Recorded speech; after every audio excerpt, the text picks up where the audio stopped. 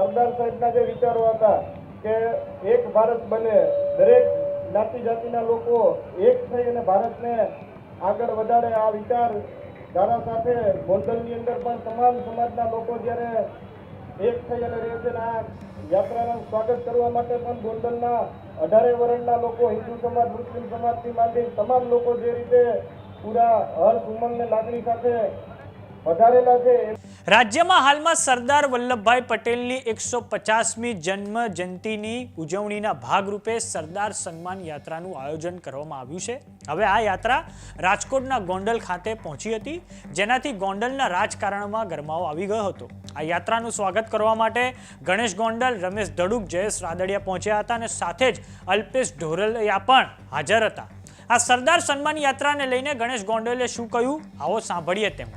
સન્માન યાત્રાના સ્વાગત કાર્યક્રમમાં પધારેલા યાત્રાના મુખ્ય આગેવાન અને અમારા વડીલ શ્રી ગોપાલભાઈ, મંચ ઉપર ઉપસ્થિત અશોકભાઈ પીપળિયા, રસિકભાઈ, લક્ષ્મણભાઈ, બાબુભાઈ થોડિયા, ઓમદેવભાઈ, ઉપસ્થિત સૌ સામાજિક આગેવાનો, સૌ રાજકીય આગેવાનો અને આટલી મોટી સંખ્યામાં પધારેલા સૌ વિદ્યાર્થી, યુવાન ભાઈઓ અને વડીલો, આજના દિવસે સૌપ્રથમ તો સરદાર સાહેબના જે વિચારોને ગુજરાતના ખૂણે ખૂણે પહોંચાડવાનું કામ જે અમારા વડીલ શ્રી ગોપાલભાઈ એમની ટીમ દ્વારા થઈ રહ્યું છે, એ બદલ સૌપ્રથમ એમને હું હૃદયપૂર્વકથી ખૂબ ખૂબ શુભેચ્છાઓ અને અભિનંદન પાઠવું છું.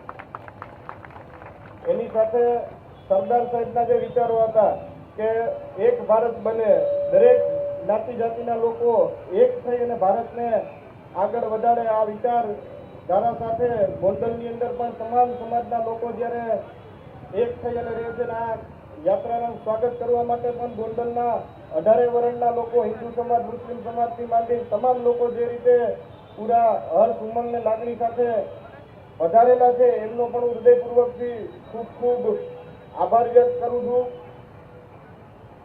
ગોપાલ બાપાની આમ તો ઉંમર લગભગ 65 વર્ષ કરતાં પણ વધારેની ઉંમર છે, તેમ છતાં દરેક સમાજના લોકોને જે રીતે સાથે લઈ અને ચાલે છે, જે રીતે એમની ટીમ દરેક સમાજના લોકોને આગળ લઈ અને ચાલે છે, તો એમના માટે પણ આપણે સરદાર સાહેબના ચરણોમાં પ્રાર્થના કરી કે ભાઈ કાયમી માટે એમના દ્વારા પણ આવા દરેક જ્ઞાતિના લોકોને જોડવાનું કામ ખૂબ સારી રીતે થતું રહે, ખૂબ સારી રીતે આગળ વધતા રહે, એવી પ્રાર્થના સાથે આજના દિવસે બહારથી પણ પધારેલા સૌ મહેમાનો, સૌ સામાજિક આગેવાનો, રાજકીય આગેવાનો અને ગોંડલની 18 વરણની જનતાનો આ કાર્યક્રમની અંદર, આ સ્વાગતની અંદર જોડાવા બદલ જે પૂરા ઉત્સાહ અને લાગણી સાથે જોડાયા છે, એ બદલ આપ સૌનો હૃદયપૂર્વકથી ખૂબ ખૂબ આભાર વ્યક્ત કરું છું. આપ સૌનો ખૂબ ખૂબ આભાર.